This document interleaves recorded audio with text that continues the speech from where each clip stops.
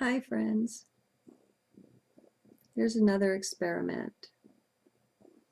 This time it's an experiment because I'm in a strange place. Oh, and if you can hear that, that's Cuddles purring. And he's curled up in my arms here and he's cozy, so we're talking instead of typing. All right, I'm in a strange place. I have always enjoyed science, believe it or not. I really do. I love some of the things that can come from this exploration of things and the beauty of math and chemistry, the whole thing. It's so amazing. I even studied. Uh, I was liable to study anything in school. I even took a course in geology just because of my love of rocks and crystals and things. So. Um, the there's a far-ranging and a far-reaching um, delight in things the way they are. And so every now and then I get on a binge and I watch a bunch of nature programs or science programs. Lately it's been this series Through the Wormhole. And, you know, a lot of times I'll give them a thumbs up, not because I agree with everything that's been said in them, far from it. But a lot of times there are some very good ideas presented, or some maybe older ideas that are presented in a way that makes them easy to grasp, to comprehend and digest. And I think that's great. Um, but I just finished watching one that I thought was going to be one of my favorites just based on the title. It was something about is there life after death, or something along those lines. And instead of being delighted by what was presented, I'm shocked.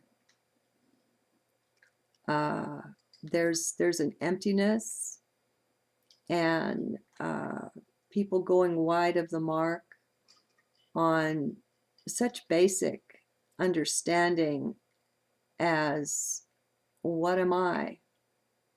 What is matter? What's a soul?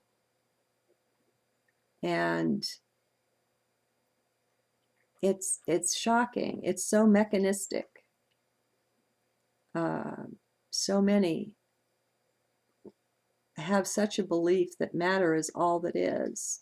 They're extremely materialistic or lost in the matter world. And so they think that a soul, if one exists, has to be a product of, a function of, or an aspect of the biology or the neurology, just physical processes of some kind. There's somebody in this one that's in process of trying to create what he calls a soul.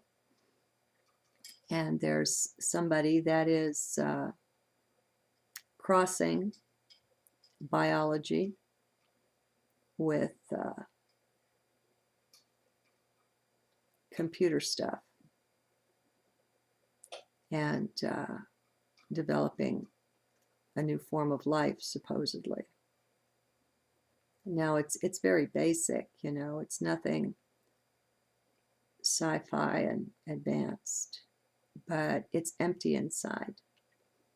It's very, very empty. These people are lost. So many of them.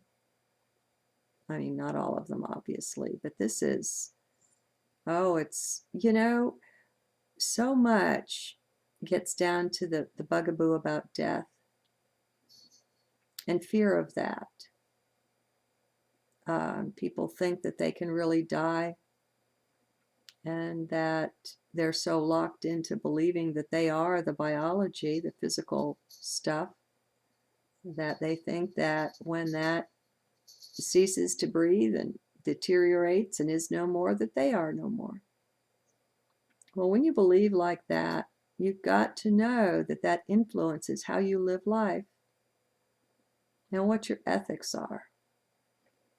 I mean, it's not consciously thought of that way or chosen, but our beliefs create an awful lot, and it's some of these people have truly lost touch with their own soul, and some of them have found it. I mean, I'm really glad they closed with this one scientist. I think he worked at Harvard as both a brain surgeon and a teacher of that, and he had what could be termed a near-death experience when he was in coma, deathly ill, brain not functioning. And he was enlivened by it. And you can see it, you can sense it, and you can feel it in his vibration. I think I'm going to have to be more careful with what I expose myself to, because the darkness that these other people are existing in, it's just awful. And I don't know why it is. Maybe it's for everybody that waking up makes you kind of empathic. You go there when you're living in heart. You're experiencing things from the inside.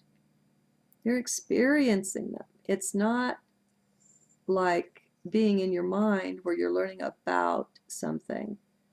And you can get very much fired up and excited by that and so on. And there can be the connection of the soul and the mind, or the heart and the mind, however we want to, play with our words here. The being and the biology, can connect. But this whole focus on and almost worship of the brain as the heart of consciousness is misguided. And you wonder, you sit and you ponder, what can help these guys? I mean, aside from their own near-death experience, aside from direct experience, I don't know that very many of these people are reachable, are open to ideas that are drastically unlike their own. And it just makes you kind of sad. How many lives have we lived like that, my friends? These people are not outside of us. There are other aspects of the one self that we are. And it's in all our best interest to care about one another. And that means all of us. There's nobody, when you go in heart, there's nobody you can lock out. We can maybe lock them out on the outside. For instance, we can choose who to have in our circle of friends. We can choose who to associate with. Just because someone's in your heart and is a part of yourself doesn't mean that you invite them in to be roommates, So there's that. But when things are experienced in heart, well, it's so different. It's so different. Sometimes it wears me out wondering if I can pass the experience along. And I can't. I know I can't. It's only those that are ready and willing, those that are in heart and willing to really step off the cliff, that can go with me here. And I know that, because it is. I've done an awful lot of stepping off cliffs. And who knows why you do it that first time. But it's pretty wild. And I know that in order to get where I am, there's been an awful lot of surrender. Uh-oh, no kitty, you cannot walk on the computer. An awful lot of surrender that's gone on. Uh, I have given up. No, little one, means no. I have given up. Well, is there an I that gives these things up? It's not like that. You just morph, you know? There's not subject object things that can be talked about because the subject and object thing isn't real. It just isn't like that. And when someone is stuck in their head, that's all they know. That's really, literally, all they know. And so, where's the bridge? Where's the connect? Well, most times it's in someone's heart, in someone's willingness. I think a lot of times the bridge for us is we get thoroughly and totally disgusted with what we see when we look around at life, and that disgust itself is enough to motivate us and say, hey, sure, I know how I've been living. I know how man lives. I know what all the standards are. I know what all the rules are. And I don't like what it's produced. So I'm ready and willing to try something new. Heck, I'll try anything. There's got to be a better way. And I think for a lot of us, especially in this day and age that's crazy like it is, that is the key to our initial waking up. No. Now that hurts. You guys have claws. Cut it out. No. Excuse me. If your foot's under the cover, it's like it's a toy and it's not connected to you. No. No. Yes, I love you too. Now cut it out. Sorry, guys. Okay. What to do? Well, I'm really glad. I listen to my videos too, and I'm really glad for the last journal about don't take the weight of the world on your shoulders. I mean, this would be really miserable if I was still in a state where I felt like I needed to feel this burden. As it is, I don't. Uh, so it's not that the weight of the world is on my shoulders. This is a different kind of a thing. This is a pain that's felt in heart when you go inside of some people and you find the emptiness there. And you find that the paths that they're on seem only dark. Okay, that's a kitty's ear instead of my mouth. Oh well, we do the best we can, folks. I love critters. And so I cut them an awful lot of slack, especially when they're new to the house. Okay. So what do we do? What do we do? Well, as usual, all we have to do is rescue the self. Everything that we need to take care of and deal with and work out and work through is inside. And when we find these dark spaces and places, even if they were accessed through someone or something else, through something that you saw or read or heard of, your response to it is your own. And if you're in heart, it's your experience of it that's your own.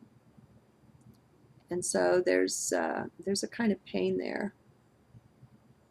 And I think I just think it's important to sit with it and to listen and to watch, to look and learn,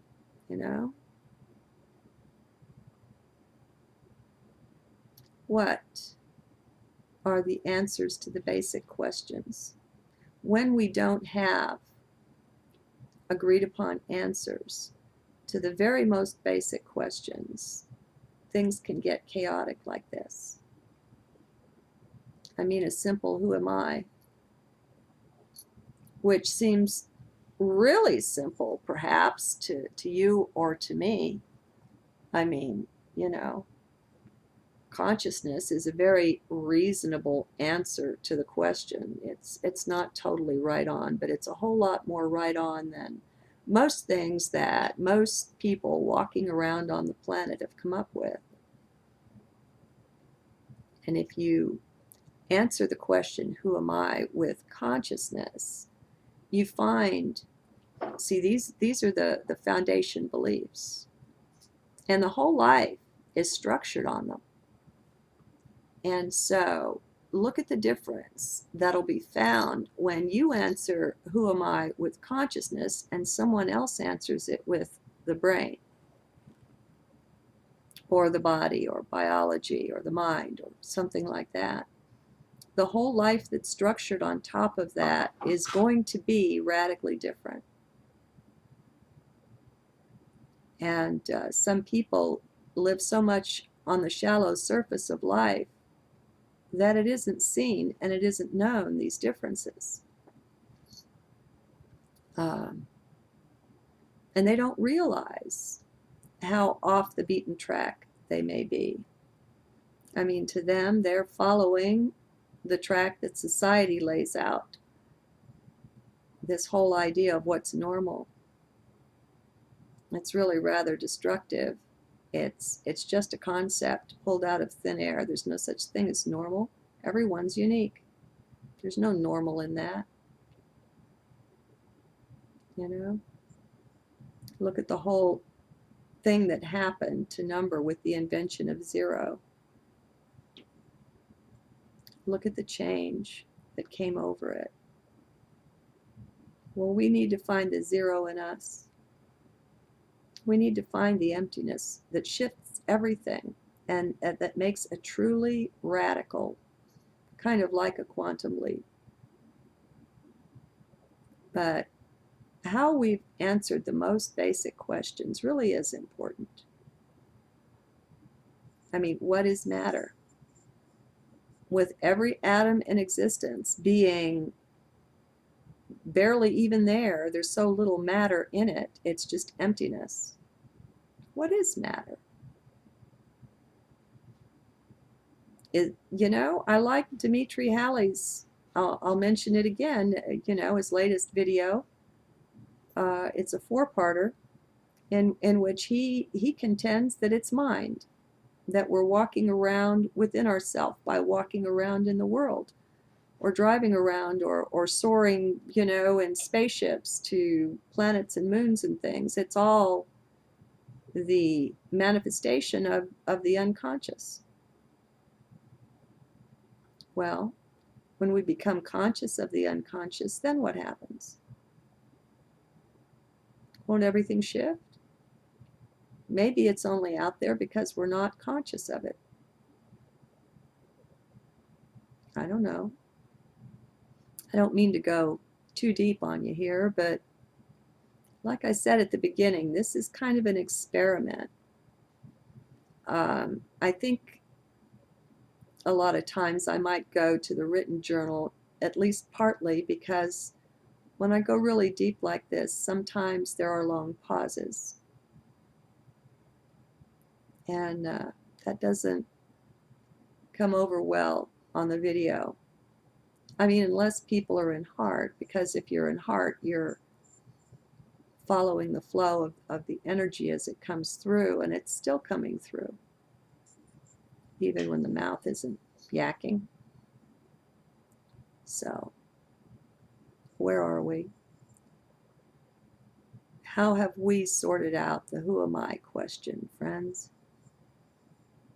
If you think you're anything physical at all, then you've got this whole challenge with death, because you think that's real, because death is real to the things that come and go. Everything's transient. Everything is coming and going, starting and ending and middling along, in 3D. This dimension, if it appears here, that means it's going to disappear. If it has a birth, that means it has a death. That's just how it functions. And we're not that. And it's not really all that difficult to get in touch with the eternality that you find within. As they say, it ain't rocket science. somewhere in the middle of the chest. Just keep putting your attention there and see what happens. Just stick with it. Get stubborn about it. And just don't think. Just be empty, Just be aware that you're in the middle of your chest, and that's where your energy, put a picture there. Put a chapel there. Put a rose there. Put a lotus, anything. A smiley face, whatever. I used to put a big, like a sun with a smiley face on it, and I'd put the big glasses on when I was wanting to look from heart, the big ears on when I was wanting to hear from heart. You can also pretend to take each breath through that central part of you. So as you breathe in, you keep your focus there. As you breathe out, you keep your focus there. If you'll do this with any level of stubbornness at all, you'll have some experiences.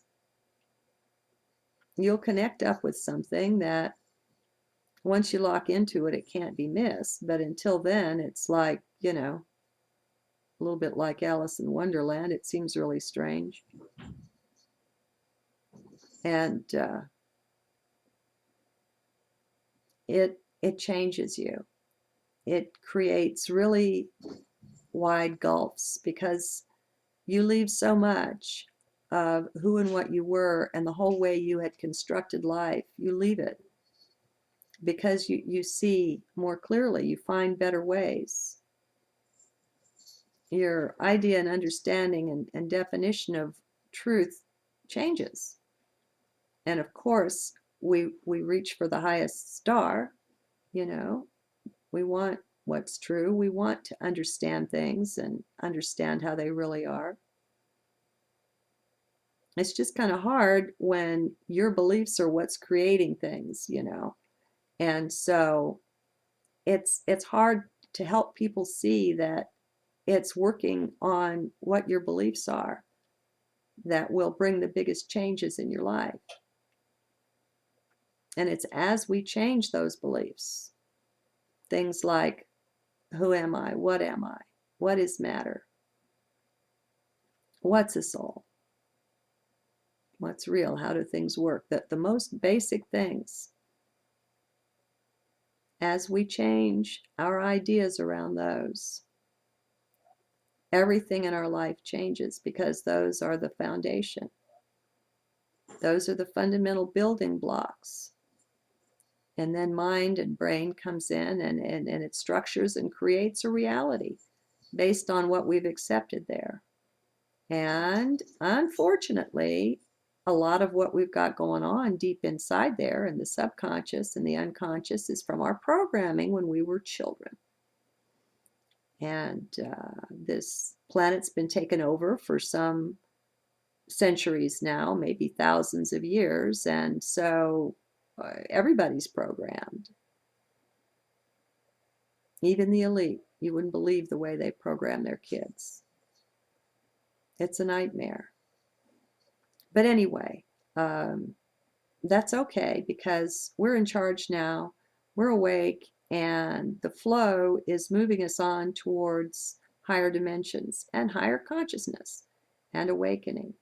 And so this is happening, and it's holding us up. It's the wind beneath our wings, and it's supporting us and helping us. And then some nut like me comes along and says, you're a god. Little g, you're not the prime creator. You're not that, but you are what can legitimately be called a little g creator god. You have powers and abilities that even in your wildest dreams you haven't imagined. And they're coming online now. A lot of them have been there all along. Some of this is going to require the fuller connection of our DNA. But I'm sure that's coming along too. That's just a part of the process. Meanwhile, the body needs to keep up. These changes are, I don't know, see, my basic building block about how I structure my 3D reality is that being is more than just the biology. That thing that's called an aura, that's real too. And remember, the electromagnetic spectrum, can't talk tonight, is huge. It's really, really huge. X-rays and gamma rays and all that stuff, infrared and ultraviolet, and the visible spectrum of what our biology can currently pick up is minuscule. And there's so much more. So just because it's not there in your conscious awareness or your biology's experience isn't exactly meaningless, but it's fairly close. In other words, don't hang your hat on what you can perceive with your biology only. And then when we're really blessed, folks. I mean, a lot of good stuff has come out of science. When we're aware that even of our own mind, the conscious part of it is accessing about 7 to 10% of that. Well, golly, it. I think the biggest problem in science is arrogance. And it's not just science, it's probably in religion, it's probably in government, it's probably just the biggest problem is arrogance, because when we're arrogant, and we've all been there to one extent or another, if not in this lifetime, then in many others, when we're arrogant, we're closed to new ideas. We think we know, and we think that what we know is superior, and so we're just not open.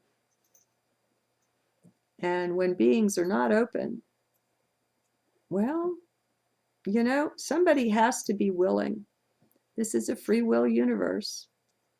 And our free will might not be the fullness of what we'd like it to be. Maybe we wish we could snap our fingers and be wealthy and have a hot mate and, all that kind of stuff. I tell you what, though, even if we could do that, what would be the fruit of it?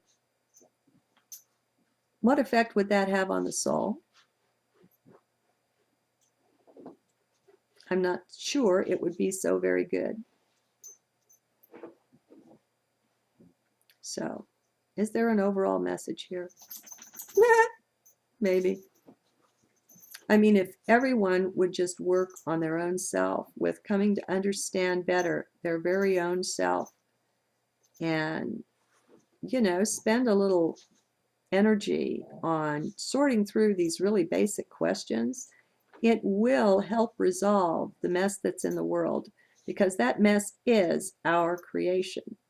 And it's the outer manifestation of what's going on inside of us. And the more of us that work through our inner crap, instead of repressing or suppressing or distracting ourselves or getting drunk or doing whatever, going to watch a movie, anything but dealing with it, I say let's deal.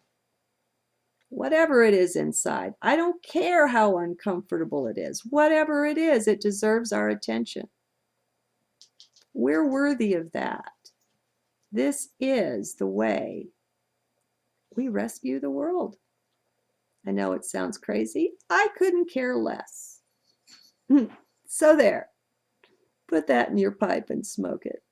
Have a very nice smoke while you're at it. Oh, and journal. Journal your results. One day you'll be glad you did. Talk to you again soon.